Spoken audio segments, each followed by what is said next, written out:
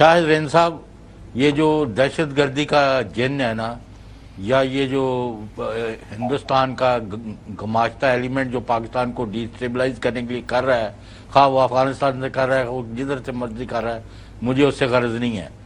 दर्द बढ़ता गया जूं जूं के दुआ की।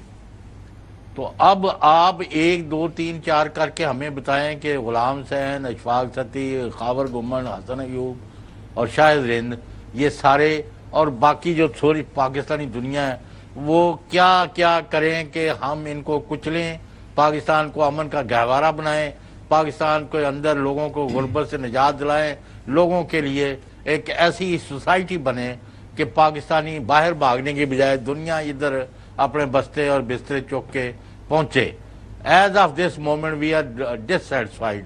Kindly give us some heartening news कि इसमें दहशत गर्दी कुचली जा रही है और बलोच पॉपुलेशन पाकिस्तान के साथ झंडा उठा के, जो कि वो उठाए हुए हैं, वो यानी इनको कुचलने में सरगर्म है। और बलोचों को हमने हर वो चीज़ देनी है जो लाहौर या कराची या इस्लामाबाद में भी मैसर नहीं है। What is wrong with us कि we are not been able to fully control the situation and crush these terrorists, बदमाश एलिमेंट जो है।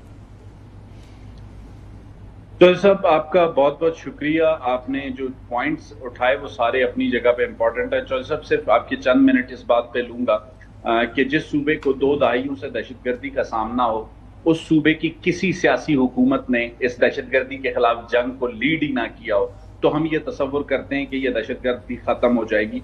मौजूदा सूबाई हुकूमत का जब क़याम अमल में आया तो चीफ मिनिस्टर बलूचिस्तान सरफराज भुट्टी के पास ये मौका मौजूद था, और बीइंग हिज टीम मेंबर मुझे इस बात की अंडरस्टैंडिंग है कि बहुत से लोगों ने उन्हें ये बात समझाने की कोशिश की कि ये जो सेवरेज लाइन का ढकना है, आप इसे ना हटाएं, आप अपना कुछ वक्त गुजारें, जो भी आपका इक़्तिदार है उसको एंजॉय करें और फिर जो है ना अपनी टर्म कंप्लीट करें और चले जाएं।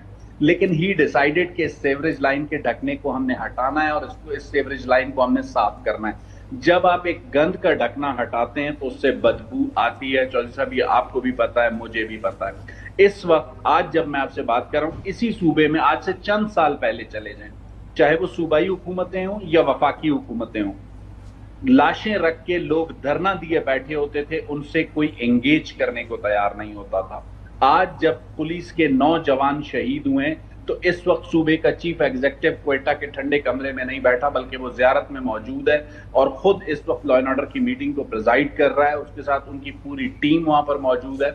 और इसके अलावा एक चीज जहन में रखिएगा, अगर आज जो कैजुअलिटीज हमारी फोर्सेस की हो रही हैं, जिस बहादुरी से वो लड़ रहे हैं, हमें 2 साल लगे हैं इस पुलिस को ये कॉन्फिडेंस देने में कि ये जंग आपकी है, आपने इस जंग को लड़ना है, आपने इस चीज को लीड करना है। आज जब पुलिस ने लड़ना शुरू किया है तो उसकी कैजुअलिटीज हो रही हैं और हमारा दिल जलता है जिस दिन हम एक जवान की शहादत उठाते हैं या उसका जनाजा उठाते हैं। लेकिन हकीकत यह है कि चौधरी साहब, अगर ये ऑप्शन हम लेते कि जैसे माजी की हुकूमतों ने यह काम किया और चली गई, हम भी आकर जा सकते थे। लेकिन आज इदारा जाती सतह पर मैं आपको एक छोटी सी मिसाल दूंगा कि आपने कहा कि आपको और मुझे क्या करने की जरूरत है। मुझे कम से कम अपनी जो टीम है उसको बेहतर करने की जरूरत है, अपनी पुलिस को लड़ाने के लिए तैयार करने की जरूरत है, सूबे में गवर्नेंस को बेहतर करने की जरूरत है, डेवलपमेंट मॉडल को ठीक करने की जरूरत है। और आपके एंड से, तावर साहब के एंड से, हसन या अशफाक के एंड से, आज भी ऐसे बहुत से लोग मौजूद हैं जो बलूचिस्तान की सूरत हाल पे ये कंफ्यूजन मीडिया में, इस्लामाबाद में क्रिएट करते हैं कि ये एक पॉलिटिकल मसला है। सर, इस बात को समझने की जरूरत है कि ये पॉलिटिकल मसला नहीं है, ये सीधा सीधा मुल्क तोड़ने की साजिश है। लेकिन मुल्क तोड़ने की साजिश है शाहिद रिंद साहब, तो फिर दाखिली सलामती की जिम्मेदार जो हमारा अदारा है, पाक फौज है, तो वहां पर सदरन कमांड है पूरी, हमारे कोर कमांडर साहब बैठे हुए हैं, तो फिर ही मस्ट टेक एक्शन और मतलब कोई मर्सी लेस होकर जो है इनके खिलाफ कार्रवाई होनी चाहिए। और ये तो सवाल हमारा बनता है उनसे करना कि हमारी जो सिक्योरिटी फोर्सेस के लोग शहीद हो रहे हैं और अफवाज पाकिस्तान के लोग भी शहादतें दे रहे हैं, तो बस एनफ इज एनफ जी। जैसे हम वहां पर भी हमले करें, अफगानिस्तान के अंदर भी, और पहले हमें अंदरूनी तौर के ऊपर मुकम्मल इसको जो है वो फ्लश आउट करना चाहिए जो दहशतगर्द जो है आग छुपे में है। हसन, एक छोटी सी वजाहत आपके सामने रखूंगा। ये पहली गवर्नमेंट है जहां पर हर महीने चीफ मिनिस्टर बलूचिस्तान और commander 12th course lieutenant general राहत नसीम एक मेज पर बैठते हैं, दोनों की कोर टीम्स वहां मौजूद होती हैं, पिछले महीने जो फैसले किए गए उनकी इम्प्लीमेंटेशन को देखा जाता है और आने वाले महीने के लिए हमने क्या क्या चीजें, क्या क्या हमारे पास चीजों की जो है थ्रेट असेसमेंट है, उसको देखते हुए हमने अगले महीने क्या करना है। ये पहली गवर्नमेंट है जहां पर पॉलिटिकल और जो हमारी मिलिट्री लीडरशिप है एक मेज पर बैठ के फैसले करती है। छोटी सी 2 मिसालें लूंगा। 2 बड़े या 3 बड़े दहशतगर्दी के वाकयात हुए, तो उनके लिए जब हम ऑप्स रूम में बैठे हुए थे तो वफाकी हुकूमत को वफाकी वजीर दाखिला मोहसिन नकवी लीड कर रहे थे, सूबाई हुकूमत को चीफ मिनिस्टर बलूचिस्तान और commander 12th core lieutenant general राहत नसीम जो है वो मिलिट्री साइड को लीड कर रहे थे। तो एक मेज पर बैठ के फैसले हो रहे थे। जैसा मैंने आपको कहा कि 2 दहाइयों से जिस जंग को लड़ने को ही सूबाई हुकूमत तैयार नहीं थी, उसे लड़ने का फैसला सरफराज भुट्टी ने किया है और नेशनल एक्शन प्लान की तरफ। शाहिद साहब, इसमें सिलसिला ये है कि मैं थोड़ा सा पीछे लेके जाऊंगा आपको। आपने तस्करा किया कि बॉर्डर का, कि हमारा साउथ वाला मसला हल हो जाएगा जब हमारे अब ताल्लुकात मुनाफिकाना बरादराना ताल्लुकात में कन्वर्ट हो चुके हैं विद ईरान। वो है जी 909 किलोमीटर का बॉर्डर विद ईरान, बलूचिस्तान की अगर महज बात की जाए। बाकी जो 1268 किलोमीटर का मसला है वो है अफगानिस्तान से, जहां पर आप ये भी कहते हैं कि जी काबुल में जो असलहा छोड़ के गए थे $7.2 बिलियन का, वो एक अरसे से वहां पर मौजूद है और अब ना सिर्फ ये कि केपी बल्कि बलूचिस्तान में यूटिलाइज हो रहा है। जब हम आपसे पूछ रहे हैं तो ये एक टेक्नोलॉजी का और गैजेट्स का उनको एज हासिल है। अब आप हमें ये बता रहे हैं कि चंद महीने लगेंगे कि हम उनको एट पार पहुंच के उनको मतलब चैलेंज कर सकें, और जाहिर है कि जिस तरह हसन बता रहे हैं कि काफ़ी इश्यूज हैं, तो किस तरीके से ये मामला डील किया जाएगा? और चलें वज़ीर आला की सतह पर तो ठीक है, लेकिन जो आपकी एक लोगों के साथ कनेक्ट करके ये जो सहूलतकारी का एक अंसर है अगरचे वहां पर मौजूद है, तो उसको किस तरीके से आप डील करेंगे? इशफाक साहब इजाजत दीजिएगा, आप क्या मासूम वाली बात कर रहे हैं?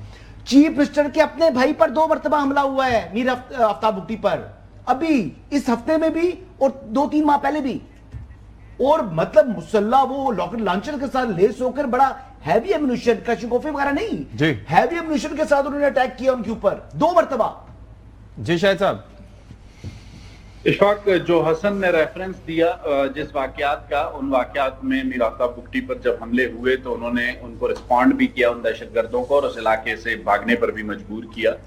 इसके अलावा जो आपने एक बात की कि जो सूरत हाल है उसको एट पार पहुंचाने के लिए जो कुछ हम कर रहे हैं, देखिए ये मैंने आपसे प्रोविंशियल गवर्नमेंट की कैपेसिटी की बात की है। हम प्रोविंशियल गवर्नमेंट को माजी में यहाँ पर एक तासुर रखा गया कि जो ये दहशतगर्दी के खिलाफ जंग है, ये दहशतगर्दों और पाकिस्तान आर्मी या फ्रंटियर कोर का मामला है, सूबाई हुकूमत का इससे कोई लेना देना नहीं है। ठीक है। जो आपने सहूलतकारों की बात की, मैं आपको जो लास्ट जुमला कह रहा था नेशनल एक्शन प्लान का, बलूचिस्तान की हुकूमत वो पहली हुकूमत है जिसने न सिर्फ नेशनल एक्शन प्लान को स्टडी किया बल्कि उसकी तर्ज पर अपना एक प्रोविंशियल एक्शन प्लान तरतीब दिया। और चीफ मिनिस्टर बलूचिस्तान सरफराज भुट्टी ने जब इब्तदा में अपनी टीम बिल्ड की, कैबिनेट की तश्कील के बाद जब वो सिविल ब्यूरोक्रेसी के साथ बैठे, तो उन्होंने वाज़े लफ्जों में दोनों टीम्स को, जो ब्यूरोक्रेटिक टीम है और जो पॉलिटिकल टीम है, दोनों टीम्स को वाज़े तौर पर यह बताया कि उन्होंने ये फैसला किया है कि ये जो दहशतगर्दी के खिलाफ जंग है, इसके 2 फ्रंट्स हैं, एक लॉफेयर का फ्रंट है और एक वॉरफेयर का फ्रंट है।